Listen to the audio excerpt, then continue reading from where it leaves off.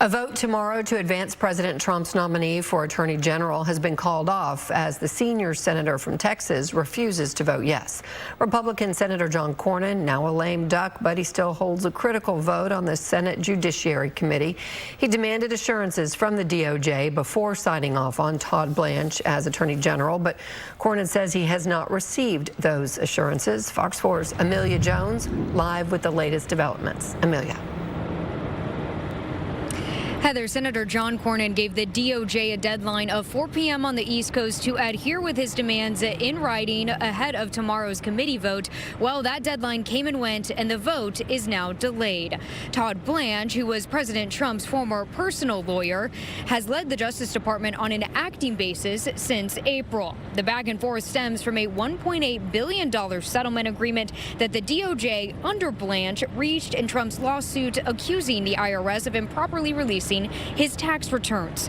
Cornyn wants assurances that a proposed $1.8 billion anti-weaponization fund is dead and that the settlement won't prevent future IRS audits of Trump, his family, or his businesses. Cornyn shared with reporters earlier today that without it, he is not prepared to vote yes for Todd Blanche's nomination. The president also made comments about the outgoing senator's steadfast demands. To me, it's pretty simple. They could state that in a modified release form, and that would be responsive to my request. But for some reason, I don't know whether it's the staff of the DOJ or who it is, but they simply, they know what they need to do, but they simply refuse to do it. So I don't know, maybe John Cornyn's upset with me because I didn't endorse him. I don't know what it is, but I haven't heard that there's a problem. I heard he's going through quite nicely. In May, President Trump endorsed Ken Paxton days before the runoff election. Paxton went on to defeat Cornyn.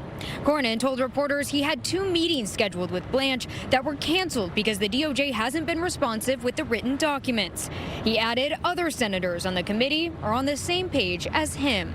Blanche needs approval from the Senate Judiciary Committee before his nomination moves to the full Senate, making Cornyn's support especially important.